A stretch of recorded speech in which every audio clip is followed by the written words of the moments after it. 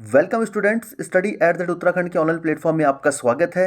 आज का जो क्लास है बहुत ही महत्वपूर्ण होने वाला है आज का सेशन, क्योंकि हम लोग इसमें टिहरी गढ़वाल जनपद को कवर करेंगे और इसको समाप्त करने का प्रयास करेंगे।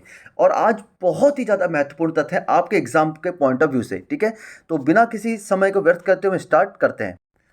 जो हमारा अंतिम सेशन था उसमें हम इन सब चीज़ों को कवर कर चुके हैं। ठीक है, पर्यटन स्थल और परियोजनाएं, बहुत सारी चीज़ें हमने देखी थी। ठीक है, तो मैं आपको सीधा लेके चलता हूँ जहाँ पे हमने लास्ट सेशन को पार्ट 2 को क्लोज किया था। ठीक है, सीधा उसी जगह पे हम चलते हैं। टिहरी जनपद का प्रमुख नदियों का जो तंत्र था उसको हम कंप्लीट कर चुके थे। आज हमें देखना है टिहरी जनपद की प्रमुख परियोजना। ठीक है, तो सबसे प्रमुख जो परियोजना है वो तो आप जानते हैं, टिहरी बांध परियोजना। ठीक है, तो टिहरी बांध परियोजना कहाँ पे बनी हुई है? तो सिंपल सी बात है, यह भागीरथी और भिलंगना नदी के संगम पर बनी हुई है। ठीक है, तो ये तो आपको पता हो गया। ठीक है, अगला ये आपका टिहरी बांध का चित्र है। ठीक है, और इसमें अब नेक्स्ट जो आता है कोटेश्वर बांध परियोजना। ठीक है, कोटेश्वर बांध जो परियोजना है ये आप देख सकते हैं, ये भागीरथी नदी पर स्थित है और ये इसका चित्र है। भागीरथी पर स्थित एक ही बहुत ही महत्वपूर्ण परियोजना है कोटेश्वर बांध परियोजना। ठीक, और इसके साथ साथ आपको दो चीज़ें और याद करके चलनी पड़ेगी, एक कोटली भेल परियोजना और एक झालाकोट परियोजना। ठीक है, तो कोटली भेल परियोजना जो है देवप्रयाग में स्थित है, गंगा नदी पर स्थित है, बिल्कुल आपको याद रखना पड़ेगा। दूसरा जो झालाकाट परियोजना है यह धर्मगंगा नदी पर स्थित है। धर्मगंगा आपको मैंने बताई थी। ठीक है, धर्मगंगा जो थी किसकी सहायक नदी थी? भिलंगना नदी की सहायक थी, बालगंगा और धर्मगंगा। ठीक है, तो आपको याद रखना पड़ेगा धर्मगंगा पर ये झालाकोट परियोजना स्थित हो जाएगी। ठीक है, अब देखते हैं टिहरी जनपद से कुछ प्रमुख ताल। ठीक है, तो सबसे पहले बात करते हैं सहस्त्र ताल। सहस्त्र ताल क्या है? ये गढ़वाल क्षेत्र का सबसे बड़ा और गहरा ताल है, इसमें को आपको दिक्कत नहीं होनी चाहिए। और इसे क्या कहता है? ये अपना खतलिंग ग्लेशियर के पश्चिम दिशा में स्थित है। खतलिंग ग्लेशियर मैं बता चुका हूँ। ठीक है, खतलिंग ग्लेशियर के पश्चिम दिशा में स्थित है और ये गढ़वाल क्षेत्र का सबसे बड़ा और गहरा ताल हो जाएगा। एक आता है, आप दो चीज़ों में कन्फ्यूज कभी कभी हो जाते हैं, एक है मासर ताल, एक महासार ताल। ठीक है, तो कभी कभी एग्जाम में आ जाता है कि भाई बहन के ताल के नाम से किसे जाना जाता है, तो आप बिल्कुल ध्यान रखेंगे महासर ताल को जो है भाई बहन के नाम के ताल के नाम से जाना जाता है, जबकि जो मासर है, ठीक है, महासर नहीं मासर, ठीक है, इस ताल को मंसूर ताल के नाम से भी जाना जाता है। तो दो ताल याद रखेंगे, ये दोनों टिहरी में स्थित हो जाएंगे। ठीक है, अप्सरा ताल, अगर अप्सरा ताल की बात करें तो टिहरी से लेकर बूढ़ा केदार कौन सी जगह है? जहां पर भिलांगना के साथ में धर्मगंगा और बालगंगा संयुक्त रूप से संगम करते हैं, यहां तो क्लियर हो गया। इसी के पास में स्थित है और इसे आचरी ताल भी कहा जाता है, तो आपको ये चीजें याद करके चलनी पड़ेंगी। एक ताल और बड़ा महत्वपूर्ण होता है यम ताल। ठीक है, यह ताल हमेशा बर्फ से ढका रहता है, यह भी कहाँ स्थित हो जाएगा? टिहरी में स्थित हो जाएगा। ठीक है, ओके, नेक्स्ट देखते हैं टिहरी जनपद के प्रमुख कुंडों की अगर बात करें तो आपको ये चार कुंड बहुत ही ज़्यादा महत्वपूर्ण, इनको याद कर रखना पड़ेगा आपको। चार कुंड, एक आता है वशिष्ठ कुंड। ठीक है, तो वशिष्ठ कुंड कहाँ है? श्रीनगर से 16 किलोमीटर दूर गंगा नदी के तट पर स्थित है वशिष्ठ कुंड। ठीक है, फिर आता है बेताल कुंड के बारे में पूछता है एग्जाम में, कहाँ पर स्थित है? या तो एग्जाम में इस तरीके से बनेगा कि कौन सी जिले में स्थित है, ज़्यादातर जिला आ जाता है, बट जैसे देवप्रयाग बहुत ज़्यादा फेमस स्थान है तो पर्टिकुलर प्लेस से भी आ जाता है। बेताल कुंड कहाँ स्थित है? देवप्रयाग में स्थित है। सूर्य कुंड कहाँ पर स्थित है? ये भी देवप्रयाग में स्थित है। ठीक है, और भास्कर कुंड कहाँ स्थित है? ये भी देवप्रयाग में स्थित है। ठीक है, एक सूर्य कुंड आपको चमोली में भी मिलेगा। ठीक है, चमोली उत्तरकाशी में मिलेगा। तो इस प्रकार के सारे कुंड हैं और कुछ ठंडे और गर्म कुंड भी हैं। हम इसकी आपको चिंता नहीं करनी है, कुंड ताल आदि एक वीडियो फिर से बनेगी, उसकी आपको चिंता नहीं करनी है। एक बार हम लोग पहले डिस्ट्रिक्ट वाइज कवर कर लेते हैं चीज़ों को, फिर उसके बाद बाकी चीज़ों को हम अलग से भी पढ़ेंगे। ठीक है, जिससे हमारा तरीके से रिविजन भी हो जाए। ठीक है, तो आपको ये चार कुंड बिल्कुल याद रखने हैं, वशिष्ठ कुंड, बेताल कुंड, सूर्य कुंड और भास्कर कुंड। ये कहाँ स्थित हो जाएंगे? टिहरी में स्थित हो जाएंगे। अब देखते हैं टिहरी जनपद की कुछ प्रमुख गुफाओं को हम लोग देख लेते हैं। वशिष्ठ गुफा वेरी मोस्ट इंपॉर्टेंट है, जो ऋषिकेश में स्थित है, आपको याद रखना पड़ेगा वशिष्ठ गुफा। ठीक, इसी प्रकार विश्वनाथ गुफा, बुगडेश्वर गुफा, वामन गुफा, ये भी आपके गुफा कहाँ स्थित हो जाएंगे? टिहरी जनपद में स्थित गुफाएं हो जाएंगी। ठीक है, इनको भी आपको याद रखना है, वशिष्ठ गुफा, विश्वनाथ गुफा, बुडेश्वर गुफा, वामन गुफा, इनको भी आपको याद करके चलना पड़ेगा। ठीक है, तो हमने क्या क्या कवर कर लिया, फिर से एक बार रिवीजन थोड़ा सा कर लेते हैं। एक हमने कर लिया टिहरी के प्रमुख ताल, जिसमें हमने देखा सहस्र ताल, मासर ताल, महासर ताल, अप्सरा ताल और यम ताल। ये हमने देख लिया कि ये चीज़ें ताल में है। दूसरा अगर हम कुंडों की बात करें तो वशिष्ठ कुंड, बेताल कुंड, सूर्य कुंड और भास्कर कुंड कहाँ पर स्थित हैं? टिहरी गढ़वाल में स्थित हो जाएंगे। और प्रमुख गुफाएं हमने देख ली, हमने 4 प्रमुख गुफाएं देखी, जिसमें वशिष्ठ गुफा सबसे महत्वपूर्ण हो जाती है, विश्वनाथ गुफा, बुगडेश्वर गुफा, वामन गुफा। ठीक है, थोड़ा सा रिवीजन भी साथ साथ चलता रहे। ठीक है, आज मैं आपसे कह रहा हूँ थोड़ी सी वीडियो लंबी बन सकती है, क्योंकि आज हमारे पास बहुत सारी चीज़ें हैं जानने लायक और काफ़ी सारे क्वेश्चन भी हैं करने के लिए। ठीक है, तो थोड़ा सा सहयोग बना के रखिएगा।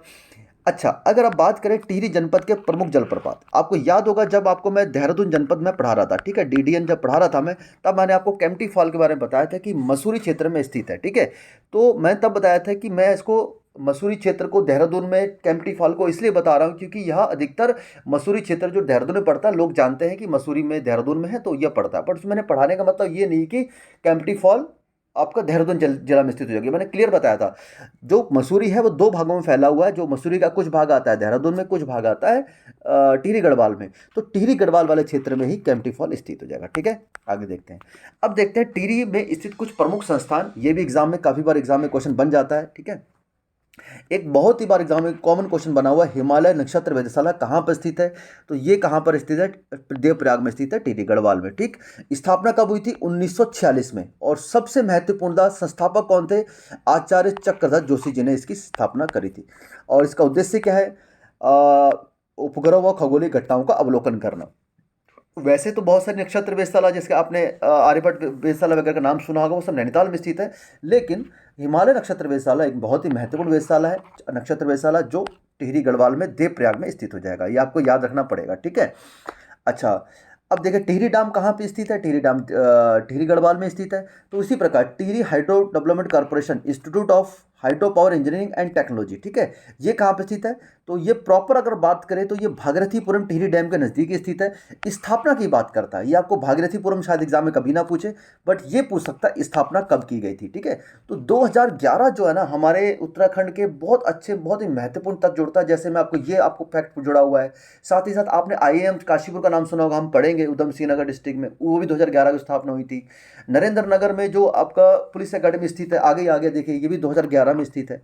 ठीक है, तो ये 2011 बहुत ही महत्वपूर्ण हो जाता है। इसी के आसपास जहां तक मेरे को याद है 2011 में एम्स की स्थापना भी हुई थी। अगर कुछ डेट में आगे पीछे देख लीजिएगा तो 2011 बड़ा महत्वपूर्ण हो जाता है। ठीक है, अगला देखते हैं, राज्य police academy, state police training academy, तो नरेंद्र नगर टिहरी में, तो 2011 में इसकी स्थापना हुई थी। ठीक है, तो मैं आपको एक बात बताना चाहता हूं, अगर आपसे कभी एग्जाम में पूछ ले 2011 से पहले ट्रेनिंग कहाँ पे होती थी?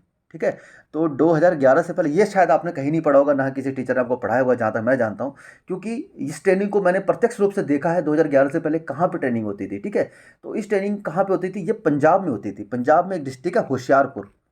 ठीक है, होशियारपुर एग्जाम के पॉइंट ऑफ व्यू शायद इंपॉर्टेंट ना हो भी सकता है, ऐसा कोई जरूरी नहीं, लेकिन आपको जानकारी बता दूं, होशियारपुर में। ठीक है, तो होशियारपुर में इसकी ट्रेनिंग होती थी, तो मैं आपको ये बताना जरूरी था। ठीक है, आगे देखते हैं। अब उत्तराखंड के कुछ प्रमुख व्यक्तित्व की बात करते हैं। ठीक है, उत्तराखंड के व्यक्ति जो टिहरी जिले से संबंधित हो जाएंगे। ठीक है, इनमें बहुत ही महत्वपूर्ण नाम है, इसलिए इनको स्किप बिल्कुल भी नहीं कर सकते। इंद्रमणि बडोनी एक पहला नाम आता है। ठीक है, तो इंद्रमणि बडोनी जी का जो संबंध है वो अखोड़ी गांव टिहरी से संबंधित हो जाएंगे। कभी कभी जन्म जैसी चीज़ें पूछ लेते हैं कि उनका जन्म कब हुआ था, तो 24 दिसंबर 1924 को उनका जन्म हुआ था। ठीक है, और ये तो बहुत ही एक कॉमन तथ्य है जिसे आप जानते होंगे, इनको उत्तराखंड का गांधी भी कहा जाता है। ठीक है, ओके, और आज देखते हैं नेक्स्ट चीज क्या है। 1956 के दिल्ली के राजपंथ में उत्तराखंड की पारंपरिक नृत्य की झांकी प्रस्तुत करी थी, इनके द्वारा ही प्रस्तुत करी गई थी। एक बात फैक्ट ये आपको नोट करके चलना है, और चीज़ आप नोट करते रहिए। ठीक है, अगर आपने ये पहले पढ़ रखी बहुत अच्छी बात है, अगर नोटेड है और अच्छी बात है, नहीं है तो प्लीज़ मेरे साथ नोट करिएगा। ठीक है, एक चीज़ को नोट करना यहाँ पर आवश्यक है। दूसरा, 1979 में, ठीक है, उत्तराखंड क्रांति दल में गठन में विशेष भूमिका इनके द्वारा निभाई गई थी। ठीक है, ये अध्यक्ष नहीं बने थे, बट ये बहुत ही विशेष भूमिका इनकी थी। ठीक है, और उत्तराखंड क्रांति दल का योगदान उत्तराखंड पृथक राज्य में बहुत ज़्यादा है, जो हम पहले भी पढ़ चुके हैं। ठीक है, ओके, 7 अगस्त 1994 को पृथक राज्य की मांग के लिए आमरण अनशन पर बैठे थे इंद्रमणि बडोनी जी। ठीक है, और 18 अगस्त 1999 को इनका निधन हो गया था। ये आपको चीज़ें याद करके चलनी पड़ेगी इंद्रमणि बडोनी जी के बारे में। ठीक है, तो कभी कभी मेंस में क्वेश्चन आ जाता है, इंद्रमणि बडोनी जी की राजनीतिक सामाजिक गतिविधियों के बारे में बताइए। तो आपको जैसा भी कुछ दिन पहले लोअर पीसेस में प्रश्न आया था, गोविंद बल्लभ पंत जी की राजनीतिक कैरियर पर प्रकाश डालिए, इसी प्रकार किसी भी व्यक्तित्व के बारे में पूछा जा सकता है, डायरेक्टली इनडायरेक्टली। ठीक है, तो फैक्ट तो आपको याद करके चलने हैं, साथ ही चीज़ें भी आपको मैनेज करनी है, ठीक है। आगे एक प्रमुख व्यक्तित्व की अगर बात करें तो वो हो जाते हैं सुंदरलाल बहुगुणा जी। और इनका नाम तो शायद ही ऐसा कोई मतलब व्यक्ति होगा जो उत्तराखंड में जो स्टडी वगैरह कर रहा हो जिन्होंने नहीं सुना होगा, ठीक है। तो इनका संबंध भी कौन से जिले से है? बरोड़ा गांव टिहरी से ही संबंधित हो जाएगा। और इनकी जो जन्म की तारीख और मृत्यु की तारीख बहुत इंपॉर्टेंट हो जाती है, क्योंकि मृत्यु अभी हाल ही में उनकी 21 मई 2021 को हुई थी और जन्म हुआ था 9 जनवरी 1927 को, ठीक है। ये आपको चीज़ें याद रखनी चली पड़ेगी। एक आपको उपनाम जो मिलता है वृक्ष मित्र, ठीक है, एक बड़े ध्यान से चलेगा, वृक्ष मित्र कहा जाता है, ना कि इनको वृक्ष मानव, ठीक है। मैं यहाँ पे वृक्ष मानव शब्द का इस्तेमाल क्यों किया मैं अभी बताऊंगा आपको, ठीक है। लेकिन अभी तक आप याद करके चलिए, इनको वृक्ष मित्र के नाम से जाना जाता है, ठीक है। ओके, देखते हैं। और सुंदरलाल बहुगुणा क्या थे? एक पर्यावरणविद सामाजिक कार्यकर्ता थे, बहुत ही महत्वपूर्ण थे उत्तराखंड के जो पर्यावरण संबंधी आंदोलन में, उसमें हमेशा सुंदरलाल बहुगुणा का नाम सुनहरे अक्षरों में रहेगा। ओके, 1949 में इन्होंने ठक्कर बाबा हॉस्पिटल की स्थापना करी, ठीक है। ये बहुत ही इंपॉर्टेंट हो जाता है। इनकी पत्नी का नाम विमला था। विमला के सहयोग से पर्वतीय नवजीवन मंडल की स्थापना भी इन्होंने करी थी। और सबसे महत्वपूर्ण बात, चिपको आंदोलन का जो जन्मदाता तो गौरव देवी को कहा जाता है, लेकिन इनको प्रणेता माना जाता है, ठीक है, प्रणेता माना जाता है। ये सारी इनको चीज़ें आपको नोट करके चलेंगे। अगर हम पुरस्कारों की बात करें तो बहुत ही इनको पुरस्कार, महत्वपूर्ण पुरस्कार प्राप्त किए, बहुत ही महत्वपूर्ण सम्मानों से इनको सम्मानित किया गया, ठीक है। तो 1981 में इनको पद्मश्री पुरस्कार पहली बार दिया गया था, परंतु इन्होंने इस पुरस्कार को अस्वीकार कर दिया था। इस चीज़ को आपको समझ के आप चलिएगा, ठीक है। पुरस्कार इन्होंने लिया नहीं, अस्वीकार कर दिया, ठीक है। और 1987 में ये सारे पुरस्कार आपको याद करने, मैंने कोई मतलब एक्स्ट्रा नहीं रखे, जो एग्जाम के पॉइंट ऑफ व्यू से बहुत इंपॉर्टेंट है, आपको याद करके चलने पड़ेंगे। एक बार आप देख लीजिए, फिर आप नोट कर लीजिए, फिर एक बार जरूर रिवाइज करते रहिएगा। पूछा जाता है कि कौन से पुरस्कार और किस ईयर में मिले थे, ठीक है। इसमें जरूर क्वेश्चन बनता है, क्योंकि बहुत ज़्यादा महत्वपूर्ण व्यक्ति हो जाते हैं। तो 1987 में the right of living hood award का सम्मानित किया गया।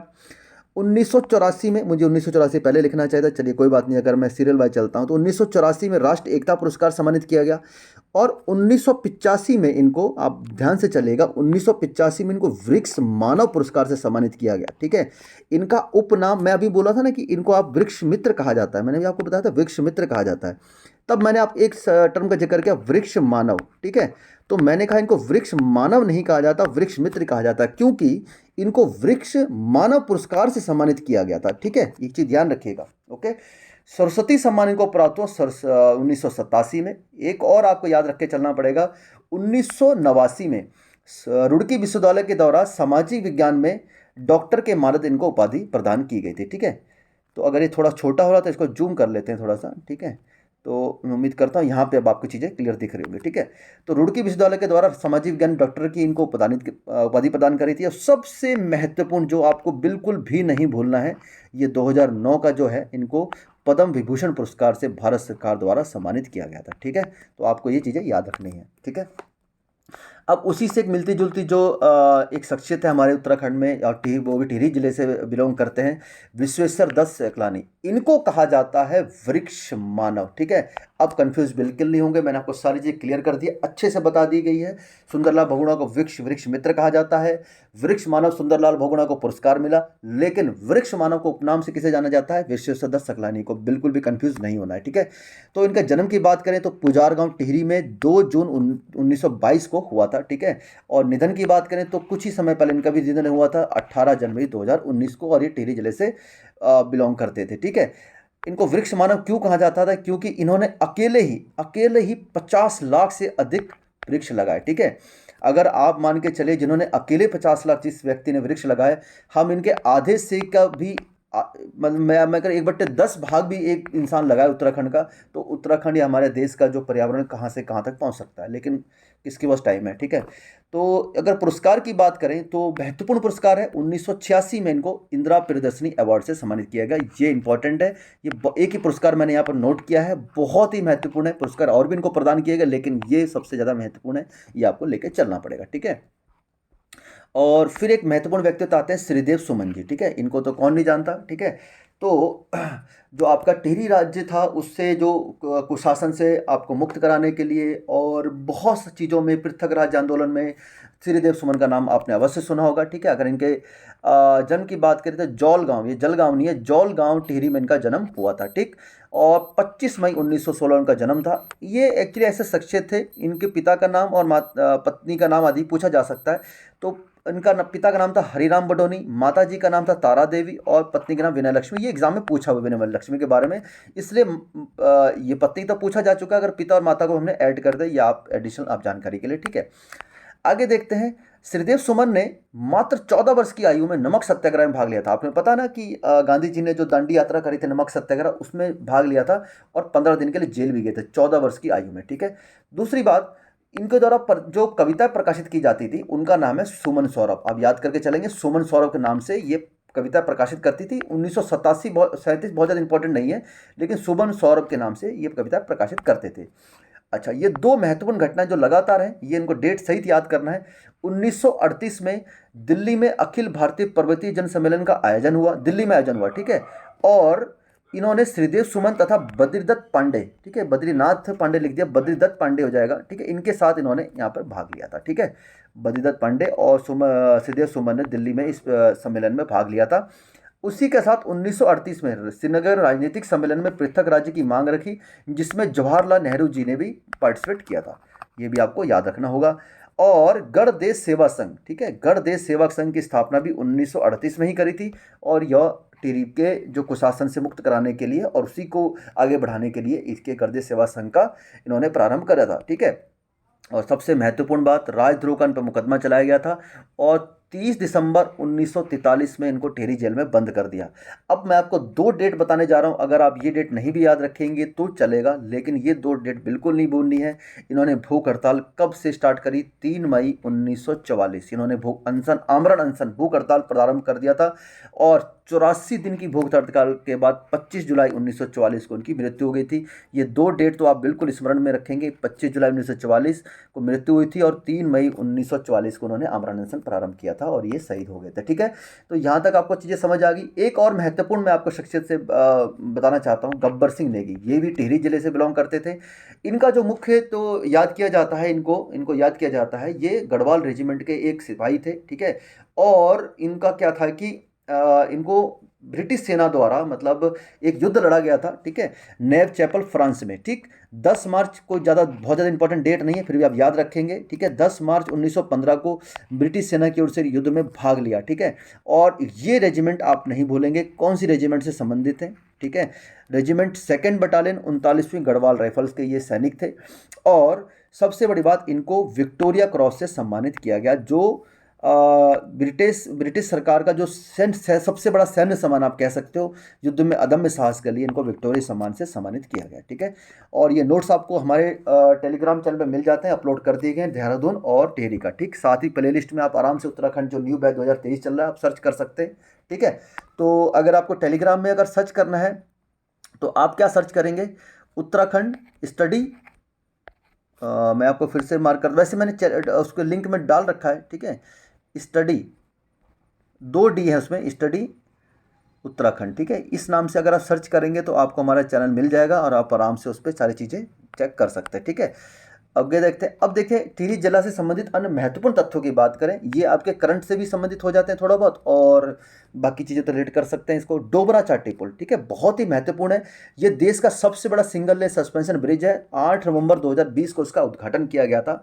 और इसमें अगर आप पूछा जाता है कि दो चीज़ें पूछी जाती हैं इसमें, पुल की लंबाई 725 मीटर है, लेकिन पुल बेसिकली कैसे बना हुआ, इस तरीके से बना हुआ पुल। ठीक है, तो ये तो अंदर हुआ सस्पेंशन ब्रिज मतलब झूला पुल, ये अंदर का जो झूला टाइप का बन जाता है। ठीक है, और उसके बाद भी अगर आप देखेंगे तो पुल इस साइड भी है, कुछ इस साइड भी है। ठीक है, प्रारंभ में कुछ इस साइड है, कुछ प्रारंभ इस साइड है।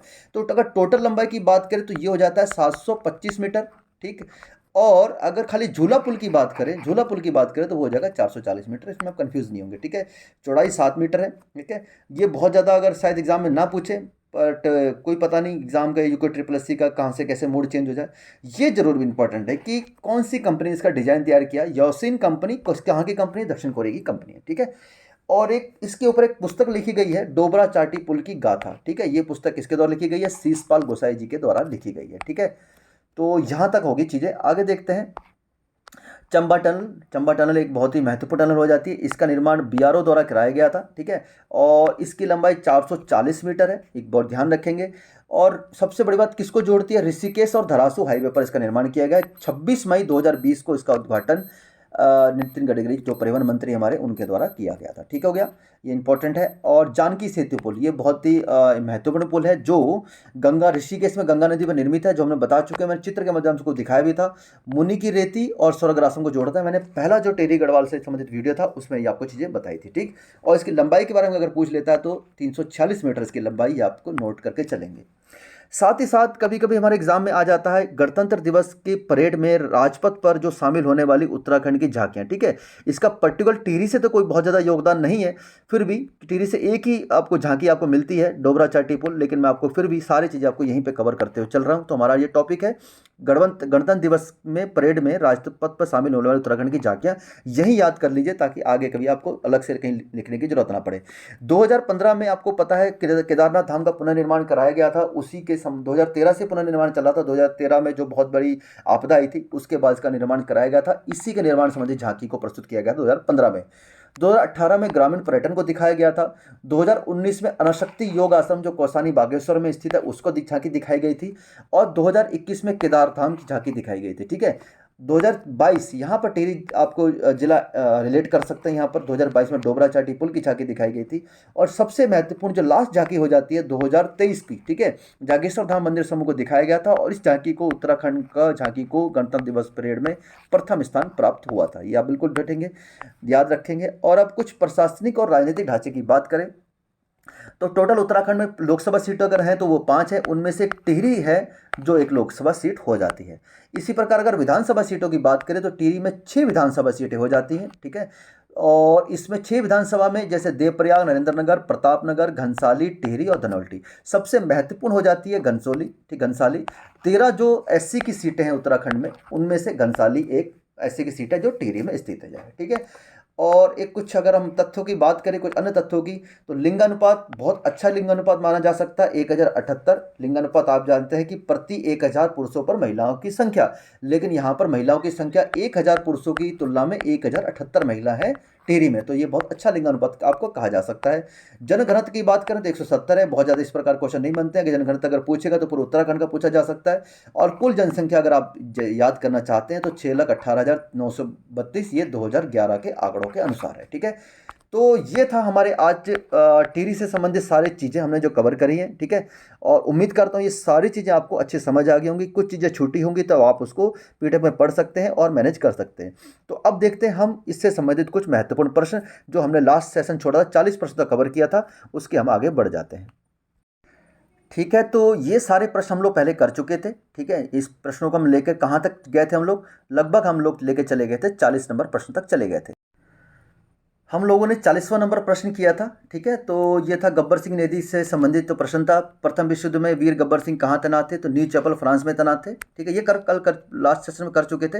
41वां नंबर प्रश्न है श्रीदेव सुमन से संबंधित असत्य कथन कौन सा है? ये हम अच्छे से पढ़ चुके हैं। बचपन का नाम इनका सिरदत्त बडोनी था, पिता का नाम हरिराम बडोनी और पत्नी का नाम विनय लक्ष्मी। लेकिन माता का नाम विजय लक्ष्मी नहीं था, माता का नाम तारा देवी था। ठीक है, ये आप याद रख करके चल सकते हैं। हिमालय नक्षत्र वेधशाला कहाँ पर स्थित है? तो हमने अच्छे से पढ़ा, देवप्रयाग में स्थित है। राज्य पुलिस एकेडमी जिसकी स्थापना 2011 में करी गई थी, कहाँ पर स्थित है? नरेंद्रनगर में स्थित हो जाएगा। ठीक है, मुनि की रेती नामक स्थान किस जनपद में स्थित है? तो बड़े अच्छे से है। मुनि की रेती और स्वर्गाश्रम को कौन सा पुल जोड़ता है? तो जानकी पुल आपको जोड़ता है, जिसकी लंबाई 346 मीटर है। तो आपको याद करके चलना पड़ेगा। स्वामी मंथन जी ने किस वर्ष अंजनी सैन टिहरी में भुवनेश्वरी महिला आश्रम की स्थापना की? ठीक है, मैंने आपको बताया था ना कि जो चीज़ें छूटेंगी हमारी स्टडी के अंदर वो कवर होंगी क्वेश्चन के अंदर। ठीक है, तो ये जो क्वेश्चन आपका कवर हो जाएगा, ये 1977 में इसकी स्थापना करी गई थी। ऐसे एग्जाम में क्वेश्चन बन जाते हैं। ओके, भुवनेश्वरी महिला आश्रम का ध्येय वाक्य क्या है? ठीक है, तो भुवनेश्वरी महिला जो महिलाओं से संबंधित जो आश्रम है, ठीक है, तो इसका मुख्य जो ध्येय वाक्य हो जाएगा वो हो जाएगा खुशल बच्चा, खुशल परिवार, खुशल समाज। ठीक है, ये उपयुक्त सभी हो जाएगा। ठीक है, किस वर्ष स्वामी मंथन जी केरल से आए थे? ठीक है, स्वामी मंथन जी केरल से कब आए थे? तो दो फैक्ट हमने देख लिए। एक तो इनके द्वारा स्थापित भुवनेश्वरी महिला आश्रम स्थापित किया गया था। दूसरा जी केरल से कब आए थे? 1964 में आए थे। 5 सड़कों वाला चौराहा निम्न में से किस कहाँ पर स्थित है? तो 5 सड़कों वाला चौराहा कहाँ पर स्थित है? पहले तो आप बताइए किसे कहा जाता है? चंबा को कहा जाता है। ठीक है, चंबा को कहा जाता है और टिहरी में ये स्थित हो जाएगा। ओके, निम्न दिए गए शहरों को उनके प्राचीन नामों से सम्मिलित कीजिए। ठीक है, तो सम्मिलित कर लेते हैं, कोई दिक्कत नहीं होनी चाहिए। ठीक है, प्रतापनगर का जो पुराना नाम था ठांगधार, ये हमने बड़े अच्छे से पढ़ा है, कोई दिक्कत नहीं होनी चाहिए। ठीक है, कीर्तिनगर का पुराना नाम ओडाथली, ये शायद मैंने कवर नहीं किया था लेकिन अब कवर हो गया है। और नरेंद्र नगर का पुराना नाम हो जाएगा, सॉरी माफ़ कीजिएगा, ये गलत हो गया। कीर्तिनगर का जो पुराना नाम है वो बिलौली गांव है और नरेंद्र नगर का जो पुराना नाम है ओडाथली। ठीक है, तो ये हमने करेक्ट कर दिया। तो इस प्रकार जो हमारा ऑप्शन ठीक हो जाएगा, ऑप्शन हो जाएगा ऑप्शन ए। ठीक है, आगे देखते हैं, गंगपुरिया बोली किस जनपद में बोली जाती है? तो गंगपुरिया बोली तो ये कहाँ बोली जाती है? टिहरी जनपद में बोली जाती है, इसमें आपको दिक्कत नहीं होनी चाहिए। निम्नलिखित में उत्तराखंड का चेरापूंजी किसे कहा जाता है? तो सबसे ज़्यादा वर्षा कहाँ पे होती है? नरेंद्र नगर में होती है। गंजना मलेथा पट्टी किस जनपद में थे? गांजना व मलेथा पट्टी। ठीक है, तो मलेथा पट्टी तो हमने पढ़ा है, तो टिहरी में स्थित हो जाएगा। सोनी भिलंग कहाँ स्थित है? तो सोलिंग भिलंग भी टिहरी में स्थित हो जाएगा। ओके, नागटिब्बा नामक प्रसिद्ध स्थान कहाँ स्थित है? तो बड़े अच्छे से पढ़ा था, नागटिब्बा जो मेला भी हमने देखा था। हिमयान पट्टी किस जनपद में स्थित है? टिहरी में स्थित है, इसमें कोई दिक्कत नहीं होनी चाहिए। निम्न में से किसे वृक्ष मानव कहा जाता है? तो वृक्ष मानव के नाम से जाना जाता है विश्वेश्वर दत्त सकलानी को। सुंदरलाल बहुगुणा को वृक्ष मित्र के नाम से जाना जाता है, लेकिन इनको वृक्ष मानव पुरस्कार मिला था, इससे आप कंफ्यूज बिल्कुल भी नहीं होंगे। ठीक है, उत्तराखंड का प्रसिद्ध रेडियो हैवलवाणी कहाँ स्थित है? ठीक है, तो एग्जाम में ये क्वेश्चन बना हुआ है। ठीक है, उत्तराखंड एग्जाम में, तो ये कहाँ पे स्थित हो जाएगा? टिहरी में स्थित हो जाएगा। ओके, तांबा कुंड नामक स्थान किस जनपद में स्थित है? ठीक है, कुंड हमने पढ़े थे लेकिन ये तांबा कुंड हम लोग कवर नहीं किया था, प्रमुख कुंड कवर करे थे, तो ये टिहरी में स्थित हो जाएगा। और अंतिम जो क्वेश्चन है टिहरी संबंधित, पंतवारी नामक स्थल कहाँ पे स्थित है? तो ये टिहरी में स्थित हो जाएगा। ठीक है, तो इस प्रकार हमने टिहरी जनपद को आज यहाँ पे समाप्त कर दिया है। थोड़ा सा समय ज़्यादा लगा है लेकिन उसके लिए कवर करना सारी ज़रूरी था। तो 26 मिनट के लगभग क्लास है, तो आप इसको थोड़ा सा फास्ट भी करके देख सकते हैं, लेकिन अगर अच्छे से स्टडी करेंगे, अच्छे से नोट्स बनाएंगे तो आपके लिए लाभप्रद सिद्ध हो सकता है। ठीक है, तो एक स्माइल के साथ विदा लेते हैं। तो नेक्स्ट जनपद जो हम कवर करेंगे वो करेंगे चमोली। ठीक है, तो आपके सहयोग के लिए बहुत बहुत धन्यवाद। ठीक है, इस तरह आप पढ़ते रहिए, अपने सफलता को प्राप्त करिए, माता पिता का सम्मान करिए। ठीक है, तो मिलते हैं नेक्स्ट क्लास में, तब तक के लिए जय हिंद।